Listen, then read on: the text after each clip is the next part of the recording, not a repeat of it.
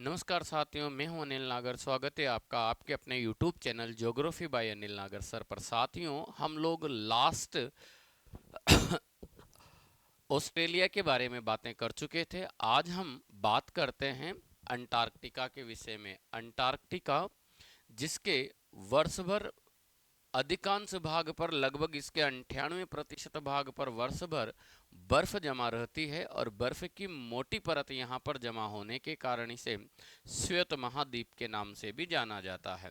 साथियों, अंटार्कटिका मूलतः गोंडवाना लैंड का अंग है, और गोंडवाना लैंड का अंग होने के कारण, अर्थात ये प्राचीन भूखंड होने के कारण, इस पर खनिज भंडारों की बहुलता है। ठीक है, इस महाद्वीप के आंतरिक भागों में खनिज भंडारों का जमाव है। वहीं इसके उपनाम के विषय में अगर बात की जाती है तो बात करते हैं हम अंटार्कटिका के बारे में। और अंटार्कटिका के उपनाम में एक तो इसे क्या कहा जाता है, श्वेत महाद्वीप कहा जाता है। वहीं जैसा कि आपको पता है कि इसके अधिकांश भाग पर वर्ष भर क्या जमा रहती है, बर्फ।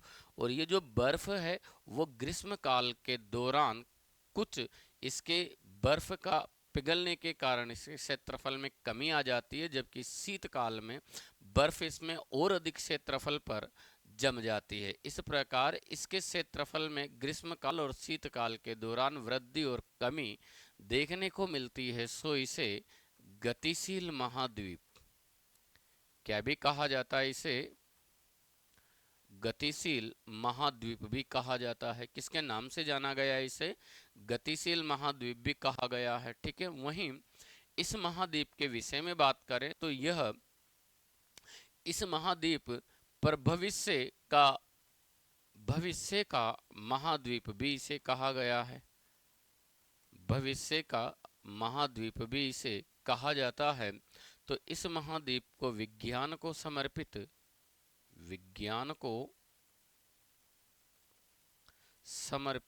व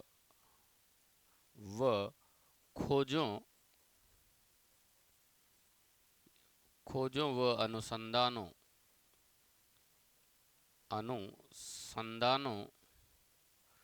का महाद्वीप भी इसे कहा जाता है। क्या कहा जाता है? खोजों व अनुसंधानों का महाद्वीप भी इसे कहा जाता है। ठीक है, वहीं इस महाद्वीप की स्थिति के बारे में बात की जाए तो अंटार्कटिका विश्व का एकमात्र ऐसा महाद्वीप है जो पूर्णतः दक्षिणी गोलार्ध में स्थित है। पूर्णतया दक्षिणी गोलार्ध में स्थित है। सो अंटार्कटिका के बारे में कहा जाता है कि यह एक ऐसा घर है जिसकी चारों दीवारों के दरवाजे उत्तर की ओर ही खुलते हैं। क्योंकि आप जब ग्लोब को नीचे से देखते हो तो उससे आप किसी भी डायरेक्शन से ऊपर आओ, आप आओगे उत्तर की ओर ही। तो अंटार्कटिका एक ऐसा घर है जिसके सभी दीवारों के दरवाजे किस ओर खुलते हैं? उत्तर की ओर ही खुलते हैं। ये पूर्णतः दक्षिणी गोलार्ध में स्थित महाद्वीप है। साथियों, इस अंटार्कटिका महाद्वीप के बारे में अगर बात करते हैं तो अंटार्कटिका महाद्वीप की जो खोज की गई थी वो 1820 में फेबियन किसके द्वारा की गई थी? फेबियन सौसेन के द्वारा। किसके द्वारा की गई? फेबियन सौसेन के द्वारा इस महाद्वीप की खोज की गई। अर्थात फेबियन सौसेन पहले व्यक्ति हैं जो अंटार्कटिका की मुख्य भूमि पर पहली बार कदम रखा था। यह अंटार्कटिका पर ओस्टक नामक जहाज से गए थे। ओस्टक नामक जहाज से अंटार्कटिका पहुंचे थे। ठीक है, वहीं इस अंटार्कटिका के विषय में बात करें तो अंटार्कटिका महाद्वीप को सबसे पहले 1773 में कैप्टन कुक के द्वारा देखा गया था कैप्टन कुक ने पहली बार अंटार्कटिक वृत्त को पार कर लिया था, लेकिन यह इसकी मुख्य भूमि पर लौट गए बिना ही वापस लौट आए थे। अगर इसको हम ढंग से समझते हैं तो आप इसको इस तरीके से देख सकते हैं, मान के चलेंगे यह है हमारे पास अंटार्कटिका, और इस अंटार्कटिका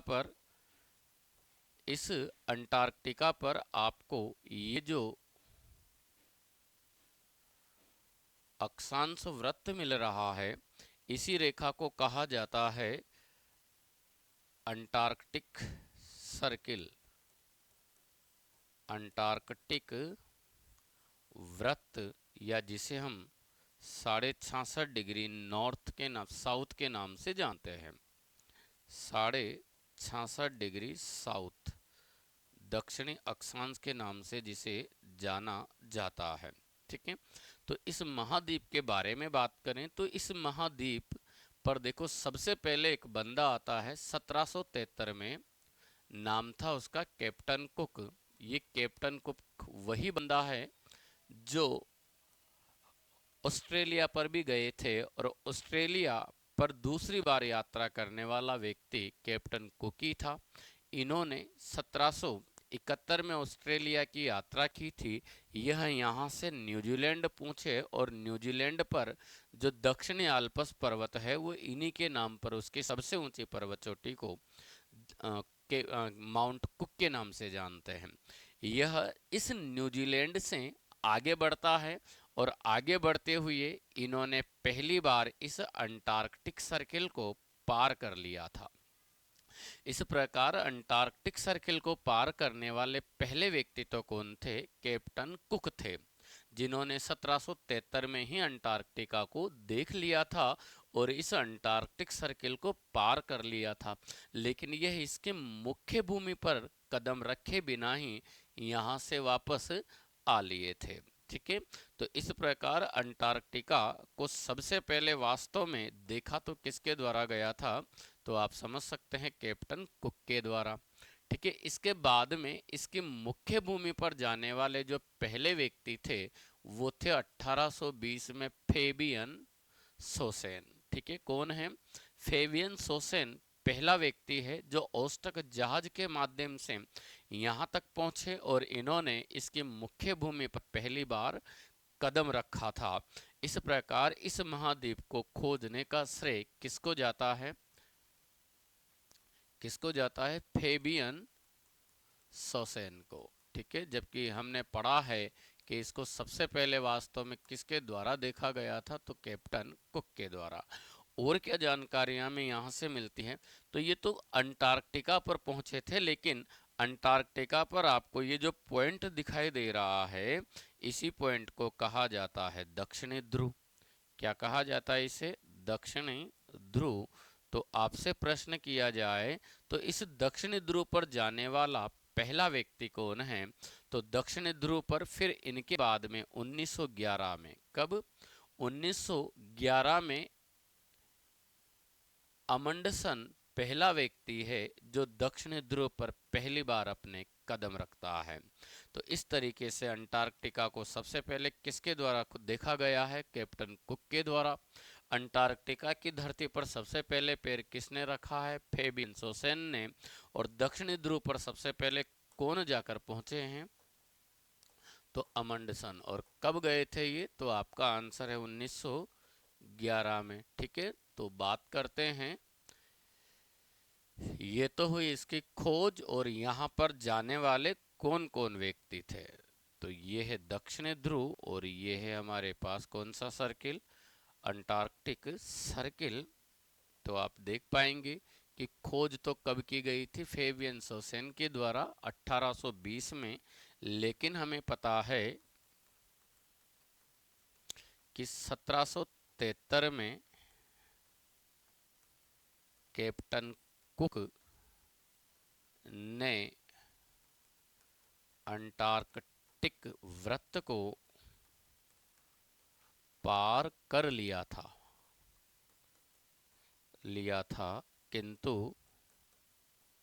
किंतु अंटार्कटिका की मुख्य भूमि पर कदम रखे, कदम या किंतु अंटार्कटिका की मुख्य भूमि पर नहीं पहुंच पाए, नहीं पहुंच पाए। ठीक है, इस बात को ध्यान रखेंगे। और फिर इसके बाद में 1820 में फेबियन सोसेन है जो इसकी मुख्य भूमि पर पहली बार गए। वहीं आपको पता है दक्षिण ध्रुव पर, किस पर, दक्षिण ध्रुव पर जाने वाला प्रथम व्यक्ति तो कौन है, अमंडसन, जिन्होंने 1911 में अंटार्कटिका पर या दक्षिण ध्रुव पर ये चले गए थे। वहीं अंटार्कटिका पर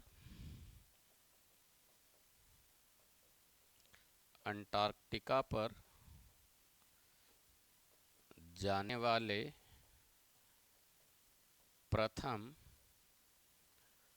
भारतीय कौन है, तो आपका आंसर होगा रामचरण। ठीक है, और दक्षिण ध्रुव पर जाने वाले पहले भारतीय कौन हैं, दक्षिणी ध्रुव पर जाने वाले प्रथम भारतीय कौन है, तो आपका आंसर होगा गिरिराज सिरोही। ठीक है, आगे बढ़ते हैं। तो ये तो था अंटार्कटिका पर कौन कौन गए और भारत के पहले व्यक्ति कौन है जो अंटार्कटिका पर गए थे। बात करते हैं अंटार्कटिका की भौगोलिक दशाओं के बारे में। तो अंटार्कटिका पर अगर चर्चा करते हैं तो अंटार्कटिका का, जैसा कि मैंने आपसे कहा था कि ये जो ट्रायंगल यहाँ पर दिखाई दे रहा है इसे कहा जाता है पाल्मर प्रायद्वीप। क्या कहा जाता है इसे, पाल्मर प्रायद्वीप। और यही एकमात्र ऐसा स्थान है जहां पर बर्फ नहीं है, अर्थात ये अंटार्कटिका का बर्फ विहीन क्षेत्र है। इस अंटार्कटिका सर्किल के अंदर अवस्थित जितना भी एरिया है इस पर वर्ष भर क्या जमी रहती है, बर्फ जमा रहती है, जो लगभग 98% भाग है। और ये केवल 2% ऐसा एरिया है जो बर्फ से विहीन है, जिसे किसके नाम से जानते हैं, पाल्मर प्रायद्वीप के नाम से। ठीक है, आगे आप देख रहे हो साथियों, ये जो महाद्वीप आपको दिखाई देता है ये है दक्षिणी अमेरिका। कौन सा है, दक्षिण अमेरिका। और दक्षिण अमेरिका का ये एक द्वीप है जिसे टिएरा ड्यू फ्यूगो के नाम से जानते हैं। किसके नाम से जानते हैं इस द्वीप को, टिएरा टिएरा डी फ्यूगो द्वीप के नाम से जानते हैं। और इस प्रकार इस पाल्मर प्रायद्वीप और दक्षिणी अमेरिका का ये जो टिएरा डी फ्यूगो द्वीप है, इन दोनों के मध्य में ये जो जलसंधि आपको मिलती है, इसी जलसंधि को कहा जाता है ड्रेक पास। क्या कहा जाता है, ड्रेक पास के नाम से जानते हैं। ठीक है, आगे बढ़ते हैं। वहीं इस अंटार्कटिका के विषय में अगर बात करें तो अंटार्कटिका पर यहाँ पर आपको ये जो सागर दिखाई दे रहा है, इसी सागर को कहा जाता है विडेल सागर। क्या कहा जाता है, विडेल सागर।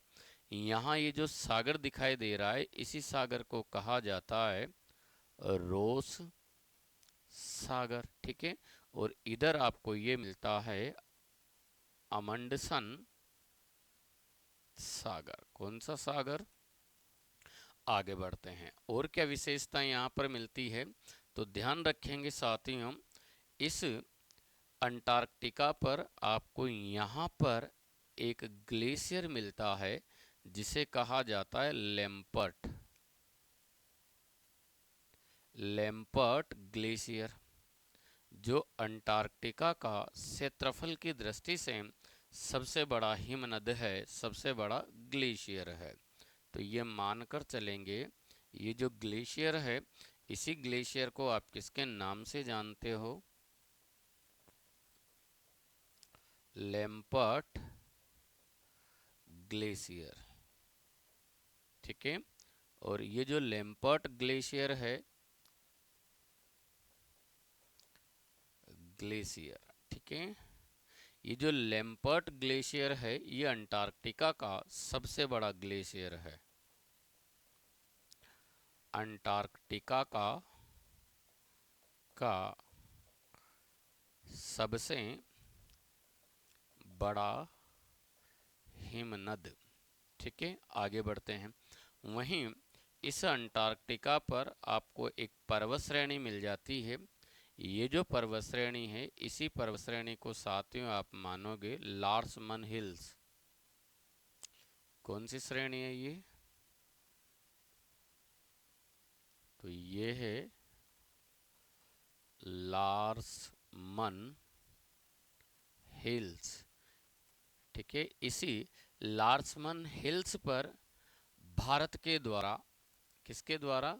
भारत के द्वारा 2012 में भारतीय नाम से, किसके नाम से? भारतीय नाम से अपना अनुसंधान केंद्र स्थापित किया है।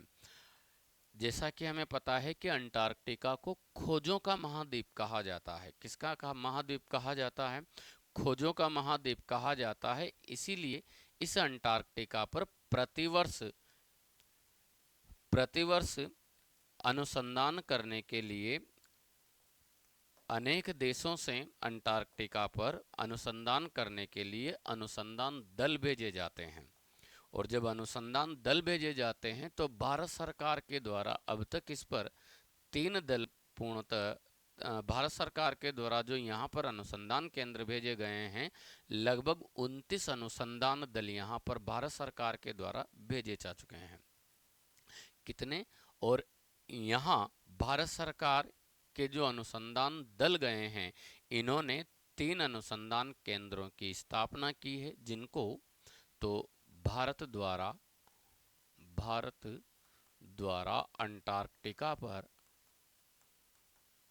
अंटार्कटिका पर स्थापित अनुसंधान केंद्र। तो कितने अनुसंधान केंद्रों की स्थापना की है? 3। और इन 3 के विषय में बात करें तो सबसे पहले जो स्थापित किया गया था उसे कहा जाता है दक्षिणी गंगोत्री। ठीक है, क्या नाम दिया गया था? दक्षिणी गंगोत्री, जिसे 1982 1983 के अंदर भेजा गया। दूसरा जो स्थापित किया गया था वो था मैत्री,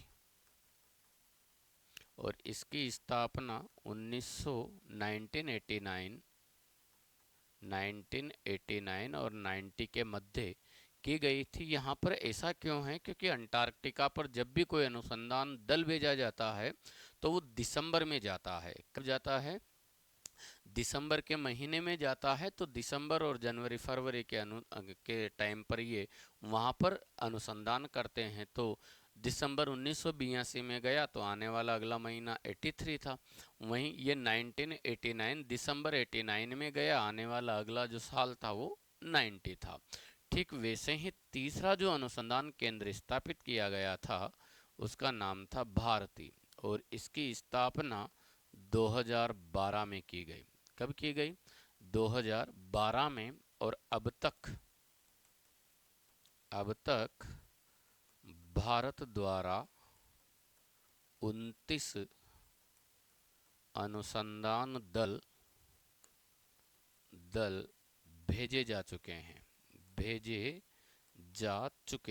कहाँ पर? अंटार्कटिका पर। ठीक है, इनमें से ये दोनों तो वर्तमान में भी है, लेकिन यह बंद हो चुका है, इसको बंद कर दिया है। इनकी लोकेशन के बारे में बात करें, ये अंटार्कटिका पर आपको कहाँ मिलते हैं, तो ध्यान रखेंगे इनमें से ये जो लोकेशन है, यहाँ तो मिलता है आपको दक्षिणी गंगोत्री। क्या मिलता है? ये तो है दक्षिणी गंगोत्री। ठीक है, वहीं इसी के निकट आपको मिलता है मैत्री। ठीक है, और ये जो लार्समन हिल है इस पर स्थापित किया गया था कौन सा साथियों? तो आपका आंसर होगा भारती। ठीक है, चलिए आगे बढ़ते हैं। और क्या जानकारियां हमें अंटार्कटिका से मिलती है? तो इस अंटार्कटिका पर साथियों यहाँ पर ये एक स्थान हम लोगों को दिखाई देता है। इसी स्थान को कहा जाता है ओस्टक। किसके नाम से जानते हैं इसे? ओस्टक। और इस ओस्टक पर अधिकार किसका है? रूस का। यह विश्व का सबसे ठंडा स्थान है जहां का तापमान -95 डिग्री भी अंकित किया जा चुका है। तो ये क्या है? ओस्टक विश्व का सबसे ठंडा स्थान है।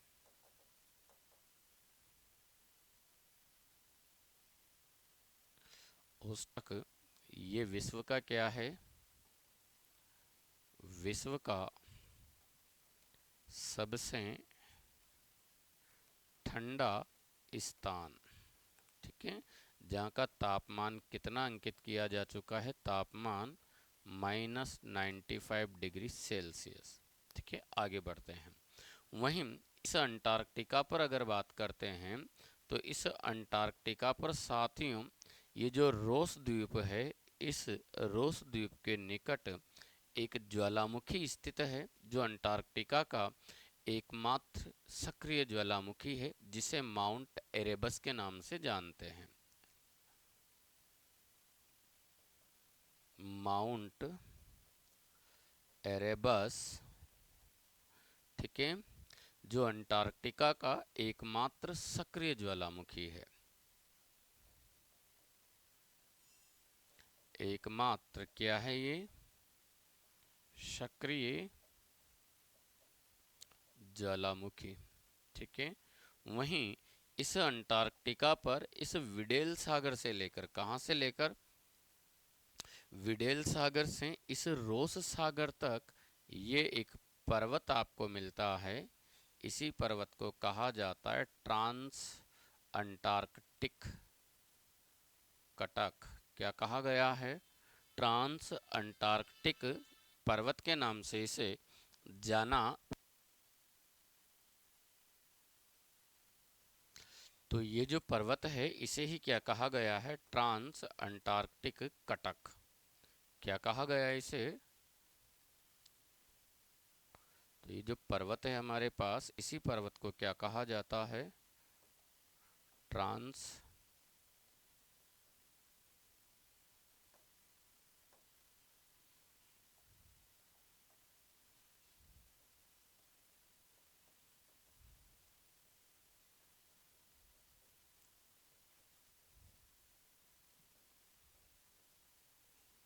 ठीक है, और ये जो ट्रांस अंटार्कटिक कटक है, इस कटक के बारे में बात करते हैं तो इस कटक की सबसे ऊंची पर्वत चोटी हमें यहाँ पर मिलती है माउंट विशन मोसिन। क्या है इस पर्वत चोटी का नाम? माउंट विशन मोसिफ, जो अंटार्कटिका की सबसे ऊंची पर्वत चोटी है। ठीक है, क्या है ये? अंटार्कटिका की अंटार्कटिका की सबसे ऊंची चोटी। ठीक है, तो ये था साथियों अंटार्कटिका। ठीक है, और यहाँ तक हम महाद्वीपों की इस श्रृंखला को कंप्लीट कर चुके हैं। इससे आगे हम लोग बात करेंगे महाद्वीपों के बारे में। धन्यवाद साथियों। अगर आपको ये श्रृंखला पसंद आई हो तो हमारे इन वीडियोस को आप लाइक करें, शेयर करें और अपने साथियों के साथ भी इसे साझा करें। वहीं हमारे चैनल को सब्सक्राइब करें। धन्यवाद।